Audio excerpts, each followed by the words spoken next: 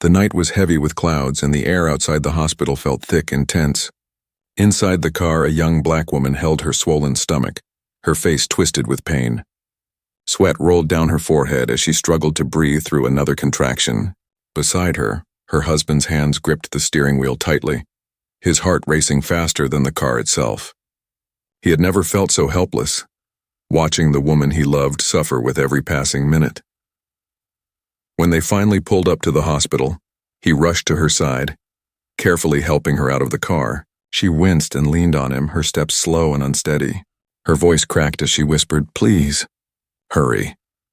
He nodded, wrapping one arm around her shoulders, almost carrying her through the sliding glass doors. The waiting area smelled of disinfectant and old coffee. Bright fluorescent lights flickered above them. A few patients sat in chairs, some coughing, some scrolling through their phones, others half asleep. At the reception desk, a nurse typed lazily on a computer, barely glancing up when they arrived. The husband guided his wife forward. "She's in labor. Please, we need help," he said, his voice trembling but urgent. The nurse looked at them, her eyes tired and unimpressed. She chewed her gum slowly, then pointed toward a clipboard. "Fill this out," she said flatly, as if they were asking for something simple like a parking ticket, not urgent medical care. The woman let out a sharp cry, doubling over in pain. The sound echoed through the room, making a few patients look up. The husband tightened his hold on her and stared at the nurse in disbelief. "She can't wait, she needs a doctor now," he pleaded. But the nurse only sighed, rolling her eyes. "Sir, you'll have to wait. We're short-staffed tonight." His stomach twisted in anger, but he forced himself to stay calm. He rubbed his wife's back as she tried to steady her breathing. He whispered in her ear, "I've got you. Just hold on." Her fingers dug into his arm, clutching as though he was the only thing keeping her standing. Minutes dragged on like hours. The couple stood in the waiting room, ignored, while other patients were slowly called in one by one. A young man with a sprained wrist was led back before them. A woman complaining of a headache was taken through the double doors. And still the pregnant woman, groaning and sweating, was left leaning on her husband's chest. He felt his blood boiling. He could see it. He could feel it. This wasn't just bad luck. This was different. The staff looked at his wife with coldness, with the kind of distance that said they didn't care. He knew what this was. He had seen it before. People like them weren't taken seriously until it was too late. "Please," he tried again, his voice cracking now with desperation. "She's in pain. She's in labor. Our baby is coming," but the nurse didn't even look up this time. She simply muttered, "Take a seat. Someone will be with you when they can." The husband turned to his wife, his chest tight with helplessness. She tried to smile through the pain, but her eyes were glassy and filled with fear. "I can't," she whispered, her legs trembling. He pulled her closer, holding her as though his arms alone could shield her from everything that was happening. Time seemed to stand still in that bright, uncaring room. Every second felt like a knife twisting deeper into his chest. He looked around, hoping anyone would step forward to help. A few other patients shifted uncomfortably in their seats, whispering to each other, but no one dared to challenge the staff. The husband felt his heart pounding in his ears. He wanted to scream, to break something, to demand that they open their eyes and see the life slipping through their hands. But he also knew that right now his wife needed his strength, not his rage. So he swallowed the storm building inside him and pressed his forehead gently against hers. "We're going to be okay," he whispered, even though he wasn't sure if he believed it himself. She let out a small sob, burying her face against his chest, clinging to him as another wave of pain ripped through her body. Her nails dug into his skin, her cries muffled against his shirt. He closed his eyes, trying to block out the nurse's cold expression, the hum of the fluorescent lights, the cruel ticking of the clock on the wall. For the husband, this wasn't just about waiting anymore. This was about survival. This was about protecting his wife and his unborn child in a place that clearly did not care if they lived or died. And deep in his chest, under the fear and the helplessness, something else began to stir. A fire, a warning, a promise. He would not let them be ignored for much longer. The minutes in the waiting room felt endless. The woman sat slumped against her husband's shoulder, her breathing uneven, her face pale. Every few minutes, another contraction tore through her body, leaving her gasping and trembling. Each time she cried out, the husband's heart broke a little more. He rubbed her arm, whispered comfort and begged silently for someone to finally notice. But the staff moved around them as if they were invisible. Nurses walked by with clipboards, their shoes clicking on the shiny floor. Doctors passed through the doors, speaking in low voices to one another. Not a single one stopped to look at the couple who were clearly in distress. The husband's eyes followed one doctor in particular, a tall man with a white coat and a stethoscope hanging around his neck. Relief flickered in his chest. Finally, someone who could help. "Doctor, please, my wife, she's in labor. She needs help now." His voice carried across the waiting room, raw and desperate.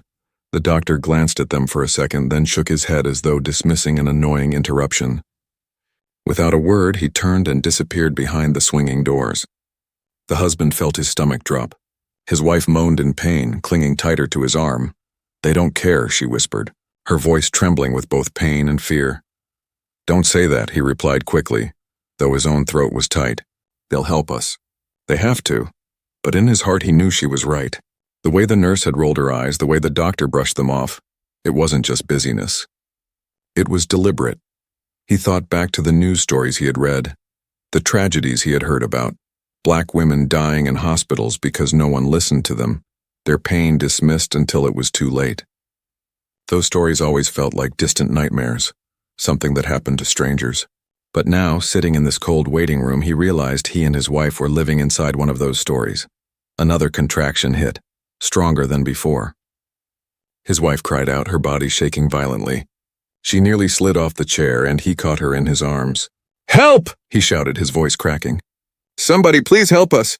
A nurse finally walked over, her face tight with annoyance rather than concern. "Sir, you need to calm down. You're disturbing the other patients." "Disturbing?" His voice rose, filled with disbelief. "My wife is about to give birth right here on this floor. She's in pain. She could die." The nurse crossed her arms. "If you keep shouting, we'll have to ask you to leave." His jaw dropped. He stared at her, his mind unable to process the cruelty in her words. "Leave? Leave while his wife screamed in agony? Leave while his child's life hung in the balance?" His wife clutched his hand, tears streaming down her face. "Please, I can't take this anymore," she whispered, her voice weak. Her body leaned heavier against him, her strength slipping away. He looked at her and then at the nurse, fury burning in his chest. "You're going to regret this," he said quietly, his voice shaking, not with fear, but with a dangerous kind of determination. The nurse scoffed and walked away, muttering something under her breath. The husband felt his fists clench.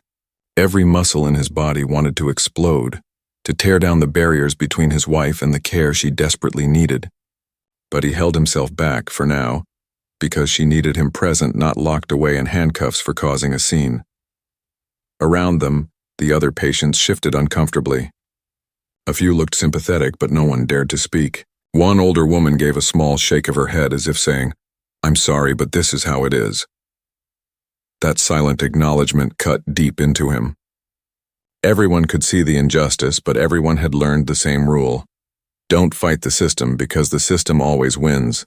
But he wasn't ready to accept that. Not tonight. Not when it was his wife and child on the line. He bent down and kissed his wife's forehead. "Stay with me," he whispered. "I won't let them ignore you. I promise." She closed her eyes, breathing hard, holding on to that promise as if it was the only thing keeping her alive. The husband sat back, his mind racing. He could feel the anger building inside, boiling hotter with every second they were forced to wait. This wasn't just neglect, it was cruelty. They were watching her suffer and choosing to do nothing. And as another scream tore from his wife's throat, echoing through the cold hospital halls, he knew something had to change. Soon. Because if he didn't act, he could lose everything in a single night. The waiting room felt colder with every passing minute. The young husband sat on the edge of his chair, holding his wife tightly in his arms. Her face was pale, her lips trembling as she groaned through another contraction. Each cry she let out cut into him like a blade. He hated seeing her like this, helpless, suffering, ignored. He leaned close, whispering to her, "I'm here. Just breathe. I've got you." But inside he was crumbling. He wanted to believe his own words, but the truth was hard to ignore. The staff wasn't coming. No one was moving. It was as if the whole hospital had decided his wife's pain didn't matter. He glanced toward the reception desk again. The nurse was still typing, her expression calm, almost bored. A doctor passed by with a coffee in his hand, laughing at something a colleague said. How could they laugh while his wife cried in agony just a few feet away? His jaw tightened. His hands curled into fists, but he quickly unclenched them. He couldn't lose control, not yet. Still, his chest burned with frustration. He could feel it rising inside him like a fire that wouldn't stop spreading. Another scream from his wife snapped his head back to her. She clutched his shirt, nails digging into his skin, tears streaming down her cheeks. "I can't do this anymore," she whispered in a broken voice. "Yes, you can," he said, his voice shaking with both love and fear. "You're strong. You're the strongest person I know, but they need to help you, and I won't let them keep ignoring us." He kissed her forehead, but his eyes were sharp and restless. He looked at the nurses and doctors again, scanning their faces. Not one pair of eyes turned toward him. Not one hand reached out to help. They kept walking, busy with their own tasks, as though his wife's cries were background noise. That was when he realized the truth. This wasn't about being busy. This was about something else, something uglier. They had chosen not to see her. They had decided she didn't deserve their time, their effort, their care. His chest tightened as anger mixed with a deep, bitter sadness. He thought of all the warnings he had heard from friends and family. How many times had people told him, "Hospitals don't treat us the same"? He had shrugged it off, thinking maybe things had changed, maybe people exaggerated. But now, here he was, watching his wife suffer in a place that was supposed to save lives, and they were treating her as if she wasn't even human. His hands trembled as he held her. He tried to stay calm, but his thoughts were racing, louder and louder in his head. What if something happens to her? What if something happens to the baby? What if I lose them both tonight because these people refuse to care? His wife groaned again, her whole body curling up from the pain. He stood halfway, shouting across the room, "Please! She needs a doctor right now." His voice echoed sharp and desperate. A few patients looked up, their eyes full of pity. But the nurse at the desk didn't even flinch. She just kept typing. The husband's chest heaved as rage clawed at his throat. He wanted to run behind that desk, grab her by the shoulders, and force her to look at his wife.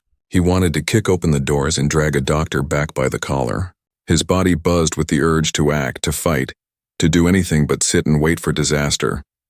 But then his wife's trembling hand touched his arm, pulling him back down. She shook her head weakly, her eyes pleading with him not to lose control. He swallowed hard, torn between love and fury. He pressed his forehead against hers, whispering, "I swear to you, I won't let them hurt you. I'll do whatever it takes." His voice was low, but the fire in it was real. As another minute passed, he sat there boiling inside. Every sound of laughter from the staff, every ticking second from the wall clock feeding his anger. His wife's breathing was shallow now, her body shaking with exhaustion. And still, no one came. Something inside him shifted then. A decision, unspoken but certain, began to take root. He couldn't just sit here any longer. He couldn't watch her fade while people walked past as though she didn't exist. His anger was no longer just a feeling. It was becoming something sharper, stronger. It was turning into action, and though he hadn't yet moved, though he still sat holding his wife, one thing was clear. If they didn't help her soon, he would make sure they had no choice. The woman's screams grew louder, filling the waiting room with a sound that no one could ignore. Her whole body shook as another wave of pain tore through her. She clung to her husband's arm with all the strength she had left, her nails digging deep into his skin, her eyes squeezed shut, her lips trembling as she whispered through the pain, "I can't breathe. I can't, please." The husband felt his chest tighten. He pulled her closer, trying to steady her, but inside he was terrified. Her face was too pale now, her breathing too uneven. Something was wrong, he could feel it. She wasn't just in labor anymore. She was fading right in front of him. He looked around wildly. Nurses passed by, their shoes clicking against the floor, not once stopping to look. A doctor walked past with a chart in his hand, his eyes fixed on the paper as if the couple didn't exist. The husband's heart pounded harder with every second of silence. He shouted, his voice breaking, "Somebody help her! She's dying in front of you!" But his words hit the walls like stones, ignored and forgotten. One nurse glanced over with irritation, not concern, and muttered, "Sir, you need to calm down." Calm down? His wife was gasping for air, her face twisted in agony, and they wanted him calm. He felt rage explode inside him. His fist shook. His vision blurred with hot tears and fury. His wife cried out again, a sound so raw it made even the other patients wince. She nearly slipped off the chair, her body trembling violently. He caught her in his arms before she fell, holding her tightly. "Stay with me," he begged, his voice cracking. "Please don't give up on me. Stay with me."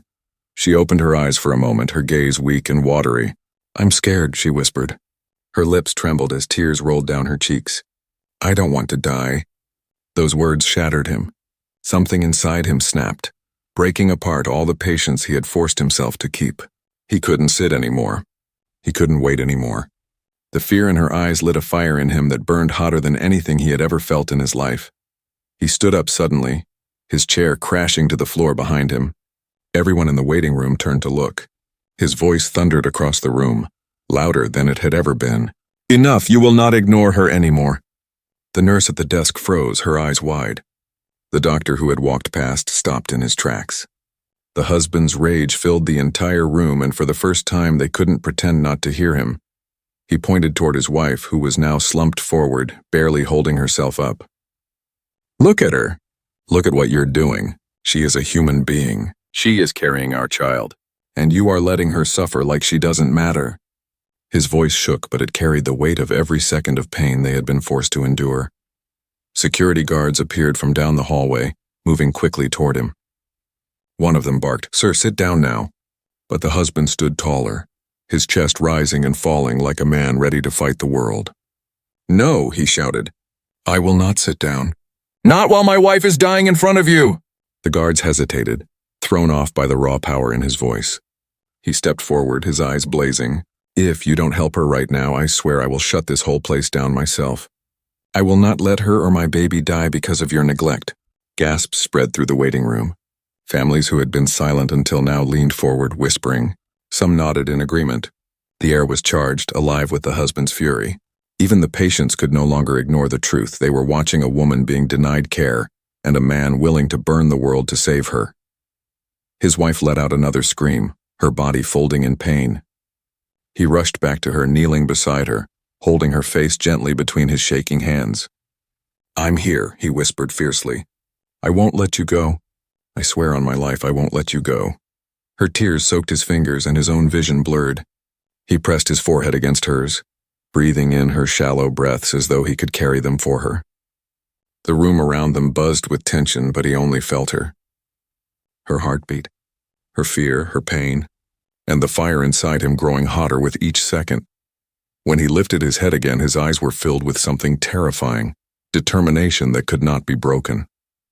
His voice was lower now, but every word cut like steel. "If you don't move her to a room right now, I promise you, you will regret it. I am done begging." The staff exchanged nervous glances. The nurses whispered to one another, their hands twitching with unease. The security guards hesitated, unsure whether to drag him out or back away. For the first time, the hospital was no longer in control. He had reached his breaking point. He was no longer just a husband begging for help. He was a man ready to do whatever it took to protect his family. And nothing, no doctor, no nurse, no security guard was going to stand in his way. The husband's voice still echoed in the waiting room. His words had cracked through the silence of the hospital like thunder, and now every pair of eyes was on him. His wife groaned softly beside him, her body trembling, her face pale with exhaustion. He could see her slipping further away, and that fear turned into something stronger than fear itself. It turned into action. He stood tall, his hands shaking, his eyes locked on the staff. "I warned you," he growled. "You will not ignore her anymore." His voice carried a dangerous edge, a promise that could not be brushed aside. Without waiting for permission, he marched toward the swinging doors that led to the emergency area. A nurse gasped and stepped in front of him, blocking the way. "Sir, you can't go back there," she snapped. He glared at her, his body tense like a storm ready to break. "Then bring someone out here who can help my wife right now. Because if you don't, I'll make sure no one here can do their job tonight." His words were sharp, his tone fierce, and for the first time the nurse looked nervous. Behind him, his wife let out another scream, her voice weak but filled with agony. The sound echoed down the hall, pulling at the hearts of the other patients. Murmurs spread through the waiting room. A mother whispered to her son, "She's going to die if they don't help her." An old man shook his head and muttered, This is wrong. This is so wrong. The husband turned back, his chest heaving. Do you hear them? He shouted, pointing toward the families watching. Everyone sees what you're doing. Everyone sees how you treat her. And I swear I will not let you get away with this. The security guards moved closer, their hands near their belts as if preparing to drag him away. But when they looked at his face, something made them hesitate. His eyes burned with fury, but behind that fury was something even more powerful. Desperation. The kind of desperation that made a man unstoppable. He walked back to his wife and gently lifted her from the chair. She moaned in pain, her head falling against his chest. He held her tightly, cradling her as if she were made of glass. I've got you, baby, he whispered. I'll get you through this. Turning back toward the staff, he shouted, if you won't take her to a room, then I will. And with that, he began walking toward the hallway, carrying her in his arms. His steps were strong, heavy, determined. The room went silent, all eyes following him. A nurse rushed forward, panicked. Sir, stop. You can't go back there. Try to stop me, he barked, his voice sharp as steel. He didn't slow down. He pushed through the doors with his shoulder, the sound of them slamming against the wall ringing out like a warning bell. Inside, the hallway buzzed with doctors and nurses moving quickly between rooms. When they saw him carrying his wife, they froze, startled. One doctor stepped forward, frowning. What do you think you're doing? What you refuse to do? The husband shouted, his voice echoing down the hall. She's in labor. She's in danger, and none of you cared enough to help her. So I'm helping her myself. The staff exchanged uneasy glances. Some looked ashamed, others angry, but no one moved fast enough for him. He laid his wife gently on a nearby stretcher, brushing the sweat from her forehead. She gripped his hand weakly, whispering, Don't leave me. I'm not leaving you, he said firmly, his voice shaking with both love and rage. He turned back to the doctors, his chest heaving. You're going to help her now, or I'll shut this whole hospital down. The words were dangerous, but they came from a place deeper than anger. They came from a man who had reached his limit, a man who had decided that nothing mattered more than saving the two lives that meant everything to him. The murmurs from the waiting room grew louder. Some families stood up, stepping closer to the doors. They had seen enough. They knew he was right. Help her, someone shouted from behind. She's in pain. What are you waiting for? For the first time, the staff looked uncertain. The pressure was no longer just from one angry husband. It was from everyone watching. The weight of the truth pressed down on them. The husband leaned over his wife, kissing her forehead, his hand never leaving hers. Hold on, my love, he whispered. I'm fighting for you. His eyes glistened, but his voice was firm. He turned back to the nearest nurse, his voice low but deadly serious. If one more minute passes without help, I swear this place won't open its doors tomorrow. You think I'm bluffing? Try me. The nurse swallowed hard, her face pale. She hurried off toward a doctor, whispering urgently. Within seconds, more staff rushed forward, finally surrounding the stretcher. Machines were wheeled in, gloves snapped on, and orders barked across the hallway. The husband stayed by her side, refusing to move even an inch. His hand never left hers, his eyes never wavered from her face. He had forced the hospital to act, forced them to see her as a human being, and though the fight wasn't over, for the first time that night, he felt a small flicker of hope. The stretcher rattled as the husband pushed it forward, his wife lying weakly on top of it. Her breaths came in short gasps, her eyes half closed, her hands gripping his tightly. Nurses hurried around them now, their faces pale with panic. Orders were being shouted, machines wheeled in, and gloves snapped onto trembling hands. But even with all the sudden activity, the husband could see the fear in their eyes. They weren't in control anymore. The hospital that once moved with cold routine had turned into chaos. The waiting room was no longer silent. Families stood, watching closely, whispering loudly about what they had seen. Some even stepped forward, their voices rising. He's right. She was suffering for too long. One man shouted. Another woman cried out, This is a hospital. How could you ignore her like that? The husband's voice thundered over the noise. Now you want to help her? Only because I forced you. Where were you when she begged? Where were you when I begged? His words cut through the air, sharp and heavy with truth. Doctors avoided his eyes, but no one dared to tell him to be quiet this time. Security guards hovered near the doors, unsure of what to do. Their job was to control him, but now the whole room was on his side. If they dragged him out, The families watching would rise against them. The guards looked at one another, frozen between orders and fear. The woman groaned in pain, pulling everyone's attention back to her. "It hurts. It hurts so much," she whispered, her voice faint. Tears streamed down her cheeks. The husband bent over her quickly, brushing her damp hair from her forehead. "I'm here, love. You're going to be okay. Just hold on a little longer," he whispered, his voice breaking. Behind him, a nurse fumbled with a blood pressure cuff, her hands shaking. Another one tried to prepare an IV but dropped the needle on the floor.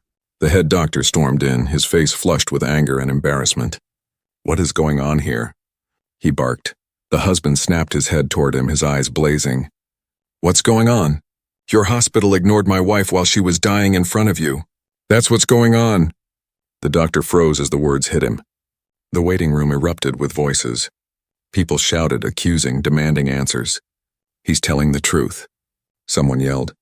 "We all saw it," another added. The doctor's face turned pale as the realization sank in. This wasn't just one angry man anymore. The whole hospital had turned into a witness. The husband's anger boiled over. He stepped closer to the doctor, his voice low but filled with fire. "If she dies tonight, it's on you. Every single one of you will answer for it." His words made the room go silent for a moment, the weight of them sinking into every ear. The doctor tried to regain control, shouting orders to the staff. "Get her to delivery now." "Move, move." Nurses scrambled, pushing the stretcher down the hall.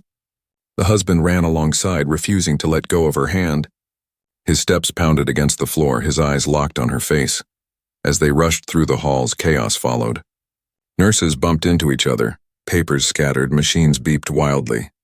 Families from the waiting room spilled into the hallway, shouting their support for the couple. The sound was deafening, anger, fear, and urgency blending into one. The wife cried out again, her voice weak but piercing. I can't hold on." Her grip on his hand loosened for a moment, and the husband's heart nearly stopped. He leaned close, his lips near her ear. "Yes, you can. Don't you dare leave me, not now, not like this." His tears fell onto her cheek, mixing with hers. The stretcher burst into a delivery room, lights bright and blinding. Doctors scrambled to set up, barking instructions at each other. The husband stayed by her side, refusing to move even when a nurse tried to push him back. "I'm not leaving her," he shouted, gripping her hand tighter. "Do what you need to do, but I stay here." The room buzzed with movement, but underneath it all, there was still chaos. Chaos in the staff's eyes. Chaos in the families outside chanting in anger. Chaos in the husband's heart as he fought to keep his world from falling apart. The woman screamed again, her body arching with pain. The husband kissed her forehead, whispering through his tears, "You're not alone. I'm here. I'll always be here. Just a little longer, please." Outside the delivery room, the sound of commotion grew louder. People were demanding justice, calling out the hospital for what it had done. The walls trembled with their voices, and inside the husband stood tall, his anger fueling his courage. For the first time, the hospital staff looked smaller, weaker. They weren't the ones in control anymore.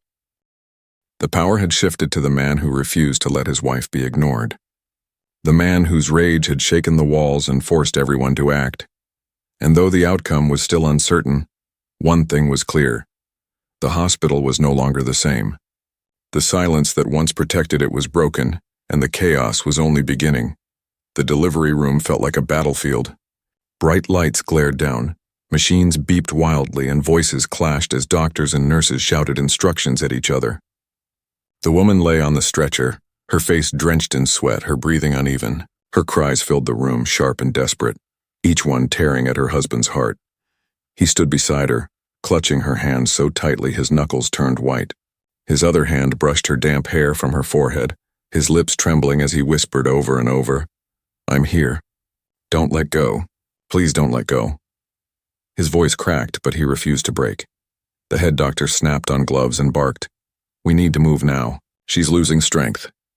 Nurses scrambled, pulling trays closer, adjusting machines, preparing for delivery. For a moment, the husband felt a flicker of hope. Finally, they were taking her seriously, but fear still coiled around his chest. What if it was too late? His wife let out a weak moan, her head rolling to the side. Her eyes barely opened and her lips trembled as she whispered, I can't do this." "Yes, you can," he said firmly. leaning close, his forehead touching hers. "You're stronger than anyone I know. You're going to bring our baby into this world, and I'll be right here. Don't give up now." Her hand twitched weakly in his. He could feel how fragile she was, how close she was to slipping away. Fear roared inside him, but he refused to let her see it.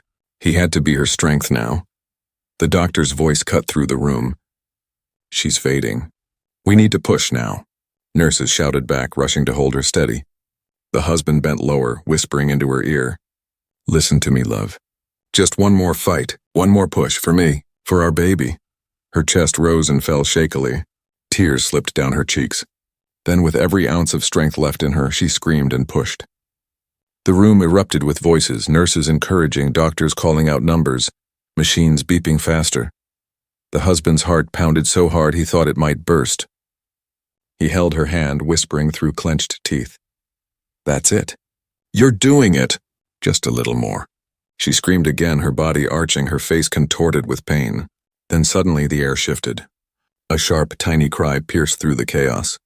The sound was small, fragile, but it was life. The husband froze. His breath caught in his throat.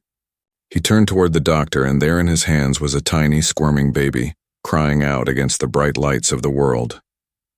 For a moment, the room went still. The chaos melted away. The husband's knees almost gave out as relief flooded through him. Tears blurred his vision, streaming down his cheeks. He laughed and cried at the same time, covering his mouth with his free hand. That's our baby," he whispered in disbelief. The doctor handed the baby to a nurse, who quickly wrapped the little one in a blanket. The cries grew louder, stronger, filling the room with a sound that felt like a miracle. The husband turned back to his wife, who lay weakly against the stretcher, her eyes fluttering open. "You did it," he whispered, kissing her forehead, his tears falling onto her skin. "You did it, my love. Our baby is here." Her lips curved into the faintest smile, her eyes glistening with exhaustion and relief. "Let me see," she whispered softly. The nurse brought the baby closer, placing the tiny bundle gently into her arms. The woman's trembling hands reached out, holding her child for the first time. Her tears fell onto the baby's blanket as she pressed her face close, whispering, "My baby, my beautiful baby." The husband leaned over them both, wrapping his arms around his family, his tears dripping onto the blanket. For a moment, the three of them were locked together in a fragile, beautiful circle of love. The voices outside the room still echoed, the shouts of families demanding justice, the arguments of nurses in the hall. But inside, nothing else mattered. In this small space, life had won. Love had won. The husband pressed his forehead against his wife's, their baby between them. "You're safe now," he whispered, his voice raw with emotion. "Both of you. I swear no one will ever hurt you again." The doctor cleared his throat, muttering something about checking the mother's condition, but the husband barely heard him. His focus was only on his wife and child. He had almost lost them, but now they were here, alive, breathing, real. He knew the fight wasn't over. The hospital would have to answer for what they had done. But for this moment, he allowed himself to breathe. He allowed himself to cry freely, to kiss his wife's hand, to marvel at the tiny fingers of his newborn child. The turning point had come, and though the scars of the night would never fade, this moment of triumph was theirs. Against neglect, against cruelty, against fear, they had survived. And the sound of his baby's cry, echoing through the room, was proof that they had won the first and most important battle. The hospital was quiet now, but the silence was heavy, not peaceful. The cries from the waiting room had faded, yet the anger still lingered in the air like smoke after a fire.